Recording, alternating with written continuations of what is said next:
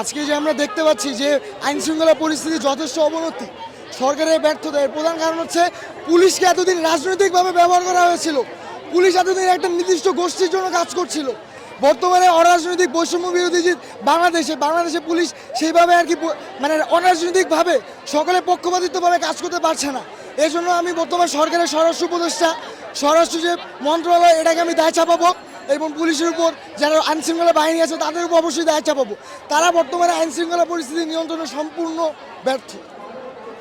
ধর্ষকের কি শাস্তি চান আপনি? ধর্ষকের সর্বোচ্চ শাস্তি মৃত্যুদণ্ড। বাংলাদেশে যদি ধর্ষকের সর্বোচ্চ শাস্তি মৃত্যুদণ্ড করা হয় এবং যদি এর বিরুদ্ধে কঠোর আইন প্রণয়ন করা হয়, বাস্তবায়ন করা হয়, তাহলে দেশ থেকে ধর্ষণ মানে আমরা মনে করি দেশ থেকে ধর্ষণ কিছুটা হলেও কমে যাবে এবং ধর্ষকরা পিছিয়ে পড়বে।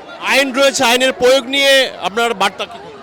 আইনের প্রয়োগ নিয়ে যেটা বলবো যে ধর্ষকরা একবার ধরা পড়লে পরবর্তীতে তারা খুব সহজেই পার পেয়ে যাচ্ছে। এছাড়া যারা ধর্ষিত হন তারা অনেক সময় চক্ষু লজ্জার কারণে বা সামাজিক কারণে অভিযোগ করতে আর কি ব্যর্থ হন, তারা অভিযোগ দায়ের করেন না। তো যার কারণে ধর্ষকরা খুব সহজেই পার পেয়ে যায়।